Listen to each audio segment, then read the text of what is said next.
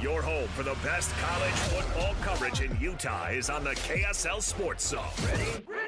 The Cougars look to keep their unbeaten season alive with a showdown against Arizona. Your home for the best coverage of Cougar football is right here on 97.5, the KSL Sports Zone. This is Hans Olsen and Scotty G, presented by Mountain Land Supply on 97.5, the KSL Sports Zone. It is time for your Cougar Preview Show. Hans Olsen, Scott Gerard, 97.5, the KSL Sports Zone. For the next 2 hours, we will do nothing but talk BYU football. Tomorrow, it'll be all about the University of Utah. And then on Friday, it's Football Friday with Lemma Harrington and Coach Ron McBride. So a lot to break down, a lot to get you ready for, as should be a fun weekend of football games, including BYU and Arizona. Hans. Man, it's going to be a lot of fun. And I've just been looking at BYU's numbers, and, man, they need to find a consistent rushing base. Yeah. You know, I was looking down the list, and you still don't have a rusher that's over 100 yards on the year. So you don't have a rusher that's 100 yards on the year. And Retzlaff's still the leading rusher, right? Retzlaff is still your leading rusher, Yeah. yes. Like, you look at Cam Scatterbu.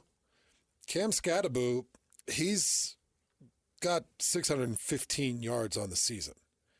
I know that that's an extreme example, but Cam Scatterbu is the running back at Arizona State. I've been watching a bit of him getting ready for Utah, Arizona State. But you look at a guy that rushed for 182 yards against Kansas last week. He had a 262-yard game against Mississippi State. Ooh. He had 117 yards receiving off dump passes and rushes against Texas Tech. Cam Scatterbu is doing it all. And it's like, man, it would be really nice if BYU could have that consistent presence and a downhill rusher. Okay, well, then we talk about L.J. Martin and his potential return. Can he be that? I don't think he'll ever be Cam Scatterbu, but if L.J. Martin was 100% healthy right now, I do think he'd be around 300, maybe 320 yards. I think he would have had one game that was probably 85 to maybe 100 yards for the game, a 100-yard performance in a single game. Yeah. We're talking about not having a rushing back that has 100 yards on the season. On the season. Cam Scatterbu has had 3 100-yard games. One of them was 262. One of them was 182. One of them combined with 117 yards receiving. We're talking about Cam Scatterbu has already rushed for 6 touchdowns. Arizona State, Scotty, they average 218 yards rushing a game. They've got 11 rushing touchdowns. They average 5 yards per carry. Yeah. And they've got 11 rushing touchdowns. Just in reverse of that, BYU averages 139 a game, and they've got 5 rushing touchdowns. So I just would like to see a nice, solid, consistent, healthy rushing presence. I will show full appreciation for running back by committee, but I don't think BYU gets where they want to get if they don't have a consistent rushing presence. Yeah. Yep. And that's the problem that I think there's always going to be a lingering issue that is not going to be resolved throughout the course of the season. And I just think that's what BYU's got. I mean, there's no waiver wire. There's no in-season trades. You can't sign somebody out of the portal for midseason. It seems like we might be heading in that direction, but we're not there yet. So with all of that being said, this is just who BYU is going to be this year. I just don't see that changing. Do you? Maybe, if LJ's ready.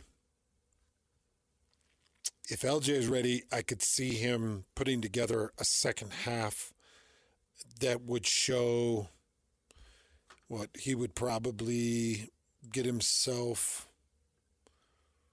So his only game that he really played was Southern Illinois. Yeah. 67 rushes. I don't think he played much of the fourth quarter. You know, let's say he could get to where he's averaging 72 yards a game. I'd take that. 70 to 72 yards a game and 16 to 19 carry per game back. Is that enough for you? averaging 4.6 to 4.7 yards per carry. Is that enough? If he's averaging over 4 yards a carry, yeah, I'll take that. Because I think that's what LJ could be. Okay. That my vision of what LJ Martin is 4.6 per carry, 16 to 18, 20 on the high end attempts, averaging close to 75, 80 yards a game. Yeah. So if he gets 20 carries at 4.6, that's 92 yards. We're not asking him to average 100 a game. No. I saw a stat on Ashton Genty, who is averaging 8.9 yards a carry against 8-man fronts.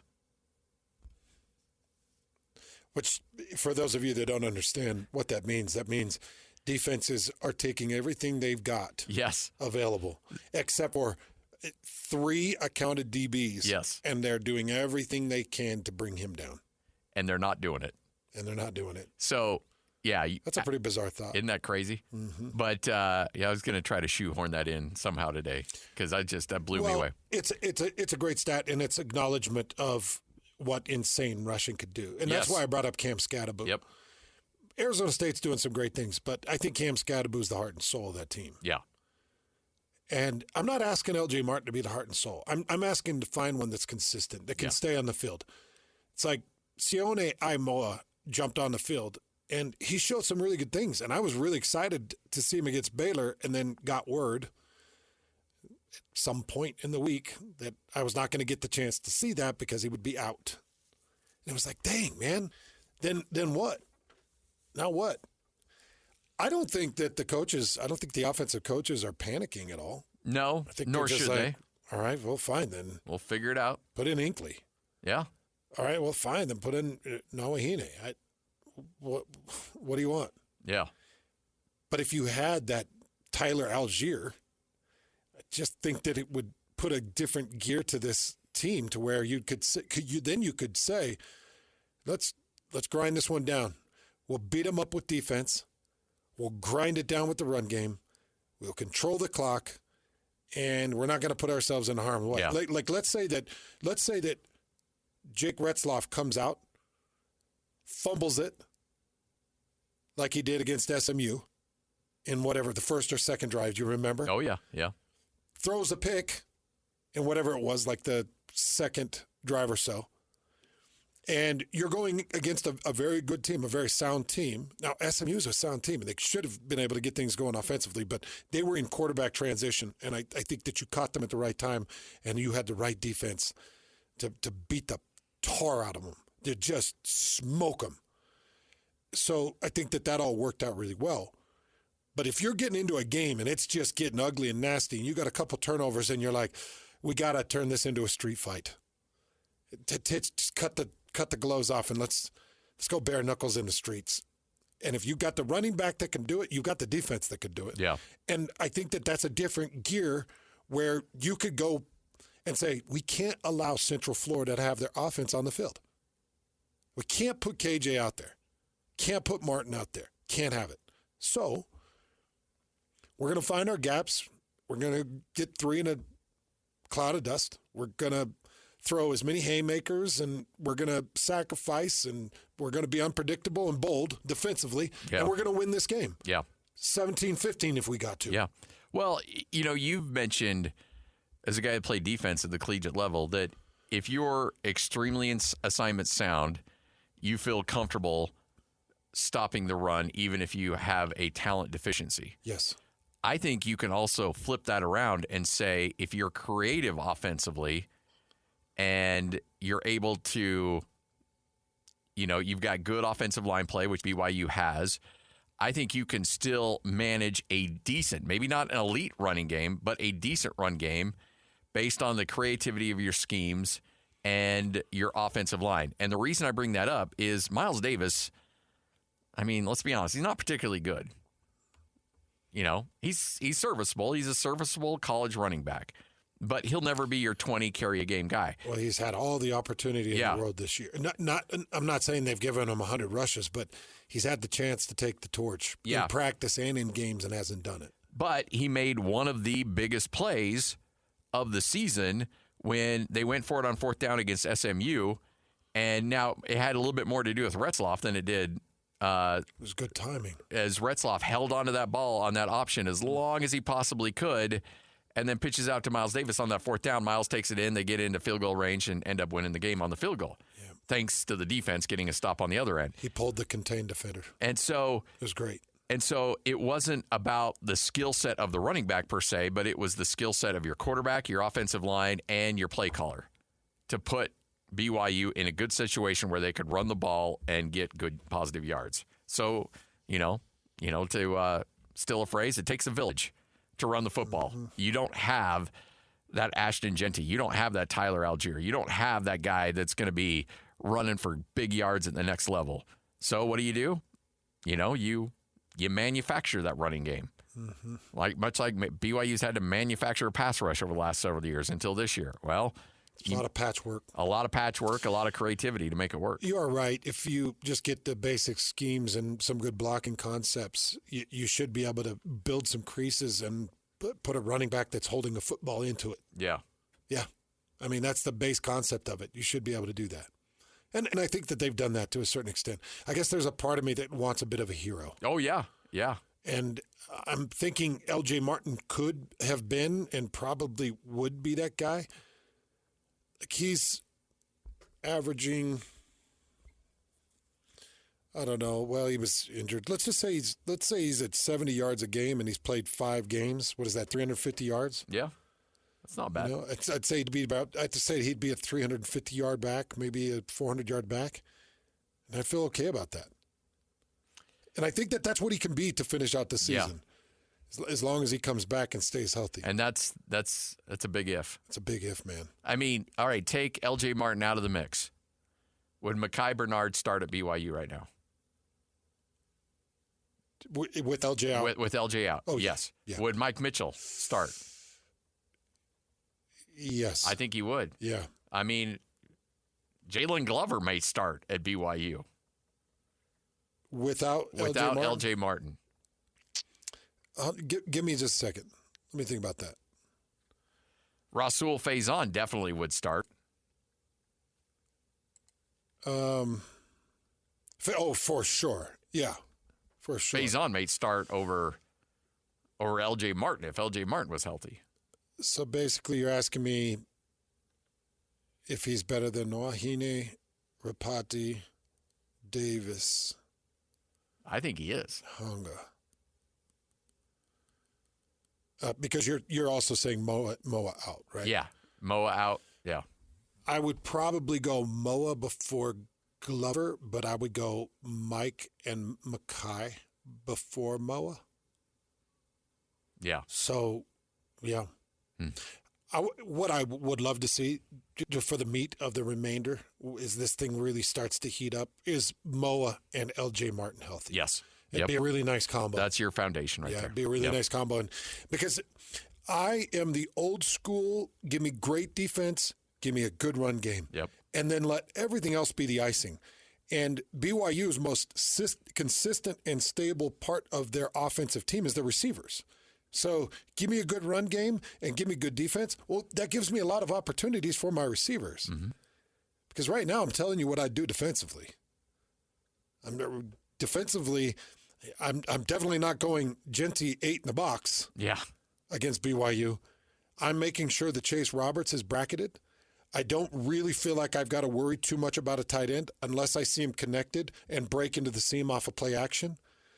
If I see him connected and I'm looking at any type of play action, I think there's that seam look off that play action that you've seen Tavatase score a couple of touchdowns off of. Okay, then that's what I'll do for tight end usage. But I'm not overly concerned about tight end usage. Well, and so help me, if I have a player on my team who bites on play action with this BYU team, I'm losing my mind on that guy. Right, bites on play action or doesn't stay home. Yeah. And then I'm going to take my best island defender. I'm going to lock him up with Lassiter.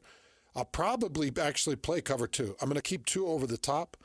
I'm going to lock and play with Lassiter. I'm going to bracket on Chase Roberts. And then I'm going to do my best in outside backer coverages in zone and zone looks on underneath and drag routes. And that's what I'm going to do. Yep. I'm going to try to keep you to 21 points. And then I'm going to tell my coordinator, if you can't score 21 points, then I got to fire you. I gotta go find a new coordinator. But if you have LJ Martin and Sione Ayamoa, then that changes all of it. This is 97.5, the KSL Sports Zone. The Utes look to right the ship with a battle against the Sun Devils of Arizona State. Your home for the best coverage of Utah football is right here on 97.5, the KSL Sports Zone. This is Hans Olsen and Scotty G, presented by Mountain Land Supply on 97.5, the KSL Sports Zone. Hans Olsen, Scott Gerard, 97.5, the KSL Sports Zone. But more importantly, let's just clear out for the man himself, Greg Wrubell. Hey, Greg, how high was the quality of hockey we saw from the Utah Hockey Club last night? I think Utah will be battling for a playoff spot in year one. Let's go. Here's the thing. Greg's first love, am I okay saying this? Your first love is hockey? Is that correct to say? Yeah, that's fair. As someone who spent the early part of his life, first 16 or so years, full-time living north of the border, my dad was the public address announcer for the old Saskatoon Blades hockey team of the Western Hockey League. And many a day, my dad would take me into his little announcer booth in the press box overhanging the ice at Saskatoon Arena. And that's where I learned to love hockey as a wee lad. So absolutely, you play it. I played it till I was probably, 12, 13, till I was no longer good enough to be really good at it, and kind of separated, like the really good players kind of kept going, and I kind of called it good at about that age. But I grew up on skates, and I've always loved the sport as much as anything. And the Calgary Flames are still my team, and I love the sport, and watched the game last night and thought that looked like a really good hockey team on night one. And I think what a great scenario. You're not a true expansion franchise. You get an existing team with players that were, already developing and legit in a lot of ways. If you looked at the World Hockey Championships this past summer, there were a lot of Arizona property, Utah property players around the world's teams this past summer. There was some good talent there, and it showed last night. And so, I think they'll be right there in the hunt for a playoff spot in year one. They had that vibe to me, and last night was a good indicator. Well, partner, I want to know this bye week that has come and now gone, how critical was it and how well-timed was it? Well, in terms of getting a couple of running backs back, it was really well-timed. The Cougs haven't had a full running back room since the SMU game, since before the SMU game. And now they're getting close. I would say probably 5 of the 6 guys I think are good to go. Maybe one could use another week or two maybe of rehab, but they're getting real close. And I think the best news is that LJ Martin and Hinckley Ropati, who have not been seen since the SMU game, are both good to go, would appear. We'll get the final word from Kalani in pregame on Saturday, of course, Hans, but that's the feel right now, and it couldn't come in a better time just to shore up that running game, get a little more going there. They've been kind of cobbling together just enough to keep the balance right and produce. But, 5 games in and you don't have a 100-yard rusher for the season yet. That's very unusual. That is so rare to be 5 games into a year and not have a single guy at 100 yards for the season rushing among the running backs, because Jake's actually the rushing leader, guys, at 156 yards, the quarterback, and he's clearly a good dual threat for BYU. But you want to get somebody kind of grinding, going, kind of workhorsing it a bit, and maybe we begin to see that start to develop here in the weeks to come. So really well timed as far as that goes, Hans. I think in the running back room more than any place. And I think, too, it just felt like a couple of defensive injuries were popping up in that last game at Baylor. I think they weren't long-term, as it turned out. So maybe good just to get those guys who were dinged in that game fresh for Arizona, because the offense staying kind of or rather the defense staying cohesive, complete, very few injury absences defensively. That's been a huge part of the success that BYU's had so far. Hans and I had talked about this before the season started, and there's so many teams out there that overreact and they hit the transfer portal and they add so many players, and then it takes a while for a team to gel and come together. And BYU defensively ran it back for the most part. You do add Jack Kelly, who's been a huge addition to the team, but for the most part, there wasn't this huge, acquisition of crazy talent from all these P5 schools, and you just bring in all these individual players and say, go out there and make it work. I think in this day and age of NIL and transfer portal that we're overlooking how important chemistry is.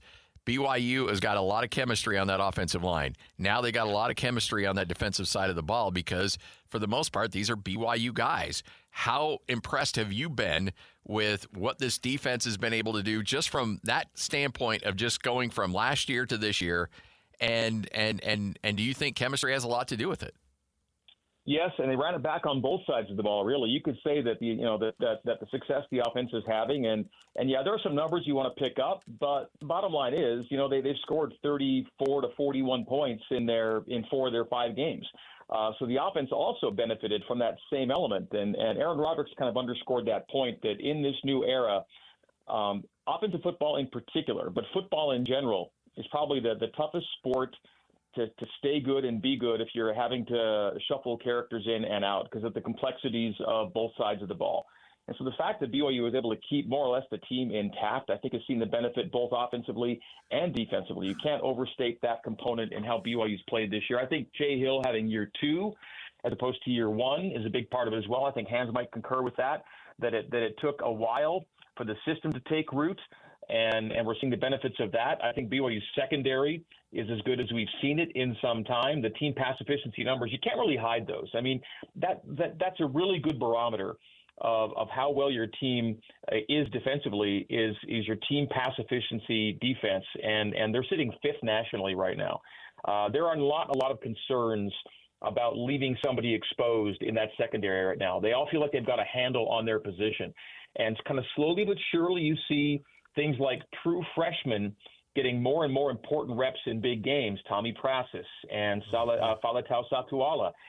That can't be overstated as well. These are young. These could be good Big 12 safeties for years to come here, based on how they've shown here in their freshman year. There are so many things to like about this defense. The linebacking core kind of playing every snap together for the most part with Kelly and Glasker and Taggart has been big. We saw Tyler Batty picks his moments, doesn't he?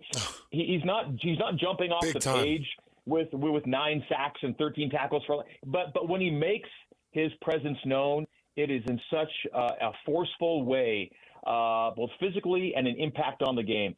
And I think Tyler Batty, again, he gets a lot of attention too. I mean, everyone knows where Tyler Batty is, and that's part of it too. But man, he has had momentous plays through 5 games. Man, he has. And none bigger than what he did at the back end of that Baylor game. Forcing the holding call, splitting the double team, putting on the pressure, the interception. Like that guy. I guess the interception was a different game. The interception in that one was Mengelson. But that guy, that guy has done so many great things. And when we talked to him in the postgame, Greg, I told him I want to play with you because I had talked to one of the defensive coaches, and that defensive coach told me that in his lifetime of coaching, he had never seen a more selfless player than Tyler Batty. And that's just in a friendship, like off the record type conversation, because I've never seen a more selfless player than Tyler Batty. He could sit there and whine and complain that we're not putting him on more two-way goes and giving him gaps to the inside by pulling off that D tackle or giving him more rotations on stunts. And he says he just does it. He'll eat up the blocks and he does what we ask. It's that selfless play, I think, that's really lighting this defense on fire right now. And the fact that he came back for this year, Hans, because we know how last season ended. And in fact, I think we talked with Tyler after the Oklahoma State game, as a matter of fact, in the rain in Stillwater. And that game had just capped a 5-7 year, no postseason. And you got to imagine what was going through his head at that moment as we were talking to him on the headset. Is this the way it's going to end? For me at BYU is in the rain with a 5-7 record and not feeling like I got everything out of, maybe what I wanted to at BYU. When you've got voices saying now's the time to go, despite the fact the team is 5-7, you're still Tyler Batty. You still got the goods. You can be drafted. You can go. And he says, no, I want to come back and do more with this group and this team. So the fact that he returned to start with speaks to his selflessness. And you do a great job on the broadcast, Hans, too, of pointing out that, he didn't get the number on that play. He didn't get the sack or the TFL. But here's what he did that helped BYU succeed defensively on that play. Yep. It's not just the number on the page. It's what the defense or the offense has to do to deal with you that sometimes allows others to succeed. as well. And you do a great job pointing that out. Appreciate that. Well, yeah, the dude's the best in the business. There's no doubt about it, for sure. You know, Greg, when you look at this Arizona matchup, they're coming off a tough loss. There's just no weeks off in the Big 12. And, you know, it's got to be fun for you because in Independence, you know, you'd have September and early October that was just loaded, and then the back end of the schedule would usually lighten up. But there's no off weeks for BYU in the Big 12. There's no slowing down, and you get a bye week, and now it's Arizona and Noah Fifita, who obviously with what we saw with what they did at the University of Utah can create all kinds of problems. How much fun are you having watching these incredible opponents week in and week out? Well, I love the fact that as opposed to Independence, you're now checking standings, your scoreboard watching. You've got many different games to watch each weekend that have an impact on what's going to happen with your team. I love that part of it. I really miss that part of it. You're kind of adrift in Independence. You know, the games are out there, but what really matters to what you're doing? You know, and once you lose the first couple of games of the year, you're just chasing 6 wins and trying to get to some kind of bowl game against some kind of team in some kind of city. But now it's all different. Everything means so much more. And I really haven't let myself, and maybe Hans is the same way, I really haven't let myself think too big picture yet because you're in such a week-to-week mode. But I'm telling you, once you get to 5-0 and, you know, if things go well, 6-0, well, now, and you've already seen it, BYU creeping into the national conversation. You know, now the playoff bracket projections show that Y logo in there, you know, more often than not now. And that's kind of crazy to think about from where BYU was a month and a half ago. But now they're in that territory. And so that's been really gratifying, too, is to see BYU back in the national conversation. And, of course, there were no bowl projections for BYU in August, and now everyone's got BYU playing in the postseason. And, yeah, there the Cougars are. I mean, if they beat Arizona, they're going to a bowl game. They're going somewhere good with a lot of football left to play. But, yeah, once you get to 6-0, if that happens, well, now you can start entertaining the notion of, okay, now you're positioning yourself for a top 2 finish. You're trying to get to Arlington. And then you can let yourself think beyond that if you win a couple more games. So that's kind of a great spot to be in where BYU hasn't been for some time. And that's probably the best thing about Power Conference membership overall. But in this season specifically at 5-0, one of the most exciting things so far. Well, BYU is going to have the eyeballs on them, 2 o'clock kick, which is going to be a blast on a Saturday. We've done the morning thing, Greg. We've done the late night thing. I'm excited to do the midday thing. It's going to be a lot of fun. Mm-hmm. Outside of Noah Fifita and Tetairoa McMillan, what's catching your eye with this team that BYU needs to be ready for? You know, that's the thing, Hans, is nothing really jumps out. I mean, they're such a middle-of-the-pack okay team in a lot of ways. And you look at their record and how their season's gone this year. You know, they've alternated wins and losses over the last 4 games. And here's what jumps out of those last 4 games. They haven't hit 24 points in any one of them. You know, everyone remembers, you know, Tetairoa McMillan going for 300 receiving yards on opener against New Mexico. Well, they scored 61 then. Their point totals since are 22, 7, 23, and 22. And if you keep teams under 24 – and you're BYU, you're going to win about, you know, 85% of those games historically. So Arizona's kind of where BYU wants a team to be and how they're producing right now. They're up and down. I mean, you mentioned Fifita and McMillan. I mean, those are 2 of the most explosive, if you will, players in the game, but it hasn't really turned into offensive consistency yet over the first 5 games. And so it's scary in a way because, you know, is that 61-point type game performance still in them somewhere? Perhaps, but the numbers are kind of showing they're just kind of all right. You know, they're up and down in so many different categories. What they do well, actually, is fourth down defense, and I bring that up because BYU's among the most fourth down proficient teams in the country right now. The Cougs have gone for it 12 times in 5 games and have converted 10 of those 12. So BYU's third down number isn't great, but when you add to it the fourth down number, the conversion number itself on those quote-unquote conversion downs comes up to a more acceptable place. You know, they're around – yeah, I mean, you're under 30% on third downs. Once you throw in the fourth down number, now you're high 30s in the conversion rate. But I bring that up to say that Arizona's allowed only 3 conversions on fourth down this year, 3 of 9. Yeah. One of the big reasons they won the Utah game was how they played Utah on fourth down. So I bring that number up because, that's where Arizona succeeds right now is on fourth down, and it probably will be a factor on Saturday against BYU. But the other stuff you're looking for, nothing really jumps out at you. And you look, well, the passing offense has got to be the best number, and it really is one of the better numbers they have. But it's still ranked only 31st nationally in yards per game. And in team passing efficiency, they're 81st. That's the bottom half of the country. So where you think they'd be really good, they're just okay. Greg, you're the best, man. Appreciate it. Thanks for hanging out with us as always. Enjoy the game coming up this weekend. Hey, it is always my pleasure. It's been a long 2 weeks. I missed hands last weekend, but we'll be back in the booth together on Saturday for the start of our October run, and it should be a blast at a full house at LaVell Edwards Stadium on Saturday. Can't wait. We'll see you then, partner. Thank you. There he is, the great Greg Wrubell right here on 97.5, the KSL Sports Zone. It's like, what is it then? What's the ceiling? Yeah. What are we talking about? A lot of people are saying that this team has the potential to finish at 9-2. Well, okay, then tell me what the two conference losses are. Yeah. Because things have kind of changed for BYU. When you look at the scheduling projections, we thought Arizona was going to be a top 25 ranked team. Yeah. We thought Oklahoma State was going to be a top 25 ranked team. We thought Kansas was going to be a top 25 ranked team. But all of them sit with inconsistency. Oklahoma State and Kansas combined for 0-6 in conference play right now. Yep. They've not won a conference game in 6 attempts. We need to remember this. There's always little things that I pick up, even though we've been doing this for a long time. There's always lessons. Like Jake Heaps always taught me a lesson about preseason hype. Be very careful how you hype up a guy. And I'm going to take a little bit from this year in terms of not being overly aggressive in determining my thoughts on a schedule before a season starts. Because when we looked at this schedule, like, wow, Utah has got the easier schedule between Utah and BYU. Well, guess what? It hasn't played out that way. No, it's shifted. It's shifted in a big way. Utah's got a tougher finish. Yeah. Through the next, 7 games. Yeah. It's just things don't always play out the way you think they will. All right, 153, Hans and Scotty, it's your Cougar Preview Show. We continue on next, 97.5, the KSL Sports Zone.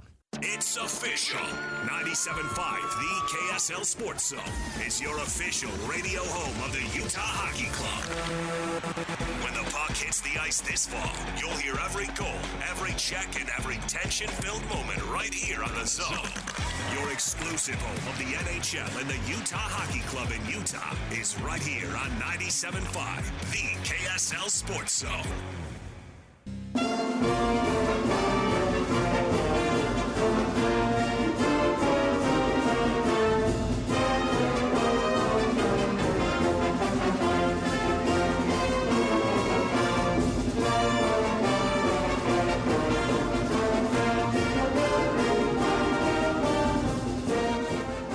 Hans and Scotty, 97.5, the KSL Sports Zone. We'll kick off hour number 2 of your Cougar Preview Show coming up next. Right now, though, let's give away some tickets. It's a Win Ticket Wednesday. Call number 12, 801-575-ZONE, and you'll win a pair of tickets to see Real Salt Lake versus the Vancouver Whitecaps at America First Field on October 19th. If you want those tickets, call now and claim them. Hey, so Scotty, I want to talk about this because this is something that is news that's just kind of ever changing and forming for Arizona. And I was watching some of the New Mexico game this morning. Okay. And I'm watching number 1 at the running back position run all over the place. Absolute stud. Now, that was the game that Tatora McMillan set all those records, which is ridiculous, over 300 yards in that game. But number 1 was running all over the place. His name is Ja'Cory Krosky-Merritt. And I did not see him in Utah film, so I was just looking it up because I actually have him listed as the starter against BYU. And this story just got posted a few minutes ago on Arizona Wildcats SI. And it's written by Brad Wakai. And it's about his eligibility. It's not injury. It says, Ja'Cory Krosky-Merritt said there was a concern raised about his eligibility. So right now we're just being overcautious about that, and we made the determination that we were not going to be playing him until we were able to settle this. So he was deemed eligible against New Mexico. So now this comes in from Jason Shear of 24/7 Sports. Yeah. He's saying that another school just sent in new evidence to the NCAA and now has to be looked at again. It's now brought into question how many games he played during his time at Alabama A&M. Oh, boy. That's going to be a problem. So both parties are basically saying that Krosky Merritt is indeed eligible, but potentially ineligible. And if he plays a game without clearance, then it's found ineligible, then you have to throw that game out. Yeah.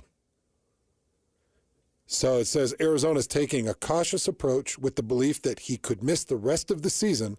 There's currently no timetable on when a decision could be made regarding his status for the rest of the season, but he will be held out until the NCAA once again makes a ruling. Which I'm sure they'll be very quick in coming to that ruling. That is very prompt. Is this crazy? That is nuts.